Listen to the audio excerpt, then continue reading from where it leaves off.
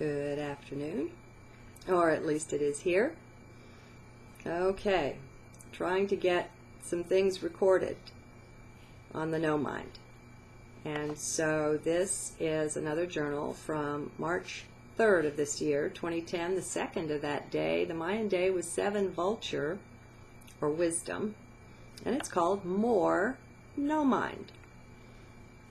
We were talking of the No Mind in the last journal, and I'll upload that before this. Have you spent any time there? Have you sought it out? You don't have to be Buddhist to go there, you know.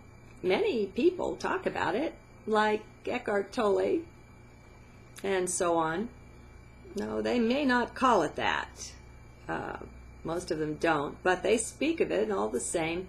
Some call it being in the now. You feel like you need a capital N for that now, the way it's talked about, as if it's something so special, so unique, and it isn't something so totally available to everyone all the time. It's very odd. Being in the now works, though, as an entry point into the no mind, well, at least in my view. Remember now, I'm nothing official. Don't trust anything I say to line up very neatly with other things out there. I live in a very special space, in here, in heart space, and making sense in terms of what the outer world has to say about things, well, that's not so high on my priority list. It doesn't even exist there. So, anyway, being in the now, that's good. First off, it requires you to cut cords to both past and future. You can't be in the now and be worrying about anything that's up ahead, nor can you be mourning or even yearning for something from the past. That stuff goes if you really get into the now space, and it's pretty cool, peaceful.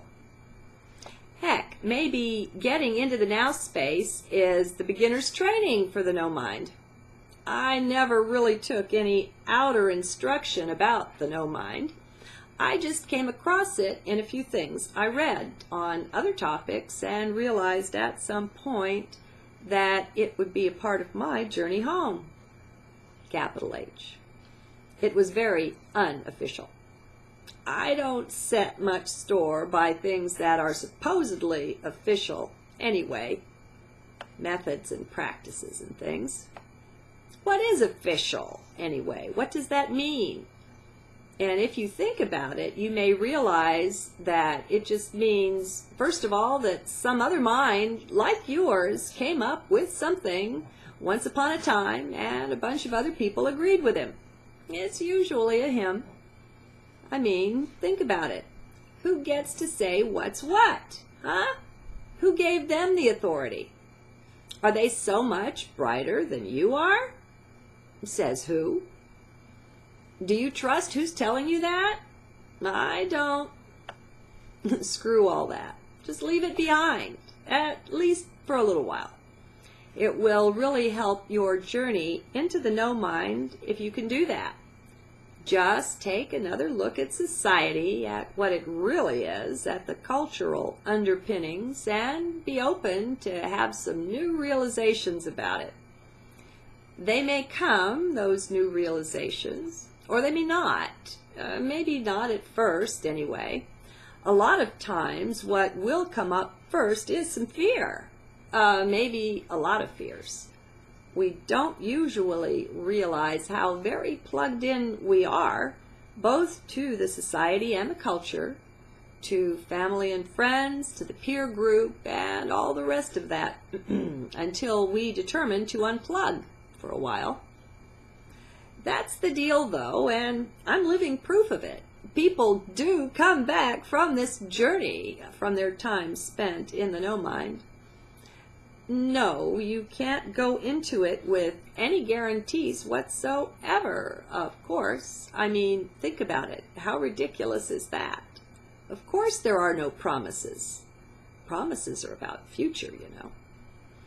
On the other hand, you don't lose your frickin' will by going there. You can choose at any point in time to say, to hell with this, I'm out of here. That's pretty cool. So, when the fear comes up, and it will, maybe you spend some time with this thought that you have free will and you never gave that away. It can help. Now, I'll shoot myself in the foot here. Well, I'll shoot what I just said in the foot anyway, by saying that once you're well and truly into the no-mind journey, you will forget the above thing about free will. You will pretty much forget every concept, and we can admit, can't we, that free will is a concept? Oh well, I knew better than to try to say much about this journey, this no-mind thing. There are some things that just aren't transferable, that take the actual experience of it to get to know, and there's really no other way. You can have, I don't care how many people come back from there, or heck, even right from there, from within the no-mind state itself, and you still won't know. That's because there simply is no way to know absent making the journey. It's like this. Let's say you have a second grader and a high school junior talking. The second grader can tell the high schooler about her day, the lessons she learned, and so on, and she's got a solid shot at being understood. No problem, right? Now, however, how well is that going to work the other way, for the junior to begin telling the child about his day? What shot does she have of understanding that, of comprehending the lessons he learned that day? Even if he was the best explainer going, there is still all that journey in between from the 3rd through the 10th grade, and she'll pick up along the way what that's missing right now. Now, it's really not like that, of course. That was a very linear explanation. I don't know what I'm doing, throwing such big bones to the mental mind anyway, giving it such a story. Oh well, it is what it is, just goes to show I hadn't best get used to thinking I know anything myself, such as that I don't offer mental explanations for things. To have any opinions about the self is just to freeze that self in crystal, in glass, or like in a photograph anyway. It is to lock the self into a particular now, to the flavor, the essence of that.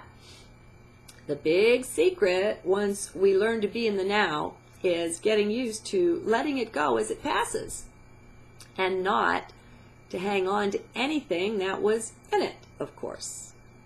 And that is the flavor of the no mind. Catch you later. Bye-bye.